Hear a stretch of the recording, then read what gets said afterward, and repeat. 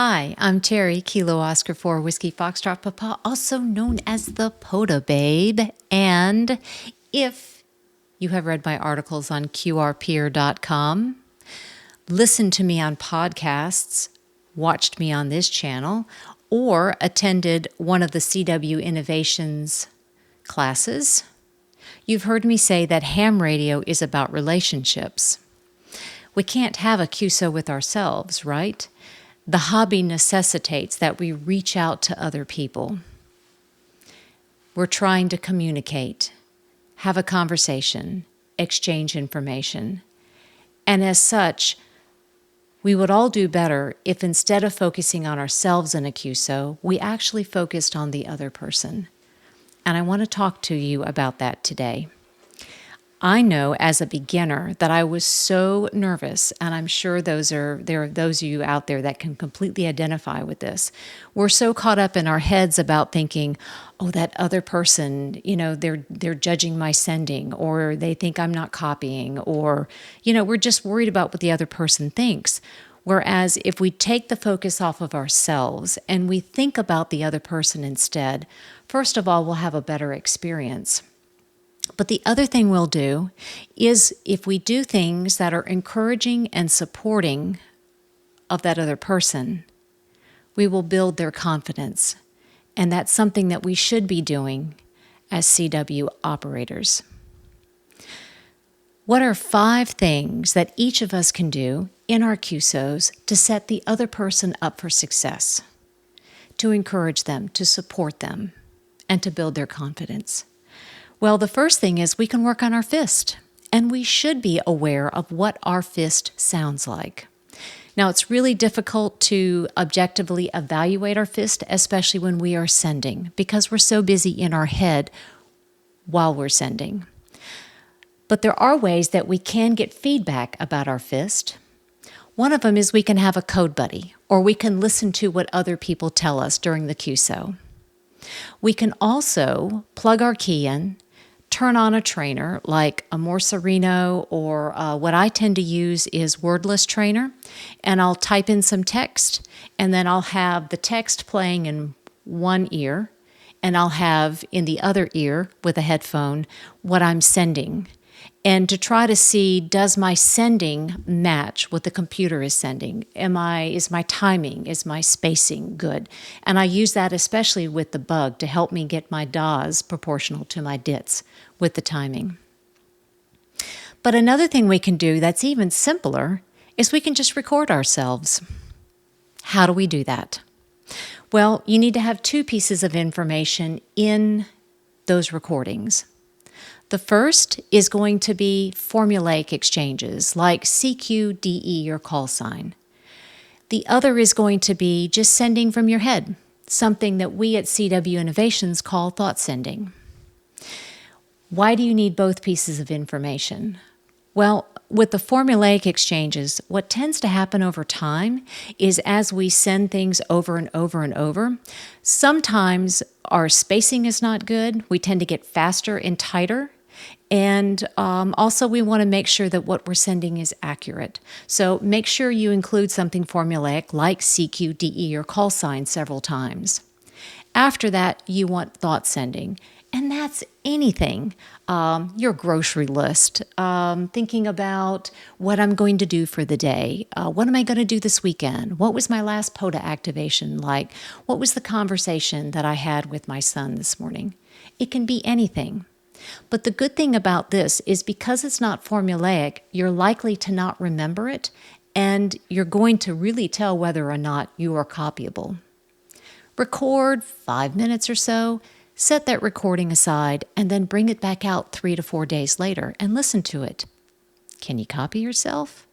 Can you copy yourself well? If you can, great. But if you can't, what do you need to do to change your fist so that it is more copyable by the other operator? And work on that. So, first and foremost, we need to make sure that we have a great fist, a good fist, a copyable fist for the other person. The next thing we can work on is our speed. We need to adjust according to what the other operator is sending. Now, you can correct me in the comments below if I'm not right, but it's my understanding that the general unwritten rule is that when we are sending in a QSO, we should match the speed of the slowest operator to again set them up for the best success in the QSO. This means either slowing our speed down slightly or it means putting some Farnsworth in. Now, we all have those stories. I bet you have one too, of somebody not slowing down for us.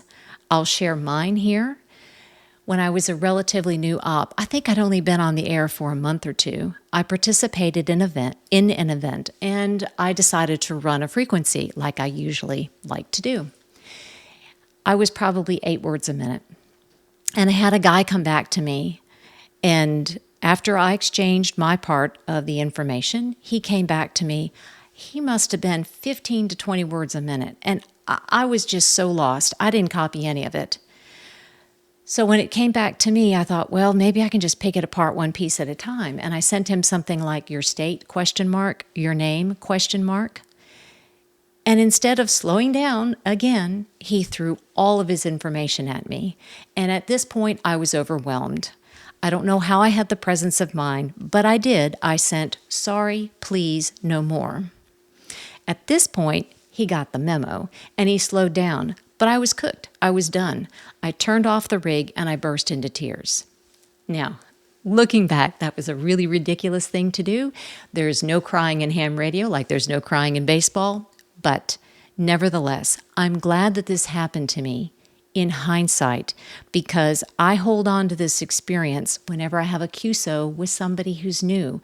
I remember what I felt like when somebody didn't slow down. They didn't listen. They weren't aware. They didn't help set me up for success. So when you run across somebody who's slower, remember what that felt like and slow down. I have ops that come to me that are new and they're looking for recommendations, or they like to get more on-the-air experience. And I used to recommend POTA and the Straight Key Century Club. I will tell you lately, I recommend the Straight Key Century Club and not so much POTA, because I'm getting a lot of feedback that some POTA ops, are not slowing down. Guys and gals, we are shooting ourselves in the foot if we are not supporting newer operators. Please, please remember what it was like and slow down. The next thing that we can do is we can work on our spacing. Yes, I'm going to get on my Farnsworth soapbox again, because Farnsworth is a necessary skill. If you run across somebody who is slower and you're running with a paddle or you're running with a bug, it's more difficult to slow down for them. You get the timing at that particular speed.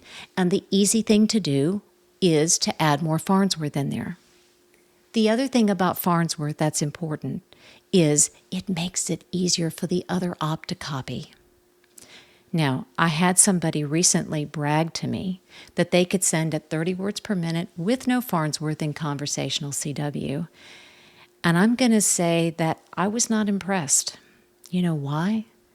Because that person is thinking of themselves and they're not thinking about the other person. And that's what we need to do. We need a little bit of space, and it may be more space if the person is slower. Again, to set the other person up for success, to make it easier for them to copy. If you listen to my videos, you'll hear Farnsworth in all of them, and the amount may vary depending on the person with whom I'm having the QSO. But what is the feedback that I get when I use Farnsworth? Solid copy, copy all, great fist, good fist. Farnsworth will not hurt you. Farnsworth is a necessary skill. And when we send with Farnsworth, we're thinking about the other op. 2 more things that we can do. One is we need to be aware of the conditions. If you start a QSO and you get a 339 with QSB, well, you need to adjust how you handle the QSO, right? You might do things like send things several times to make sure the person has an adequate opportunity to copy them. You might also send shorter exchanges, right? Turn it back and forth quicker.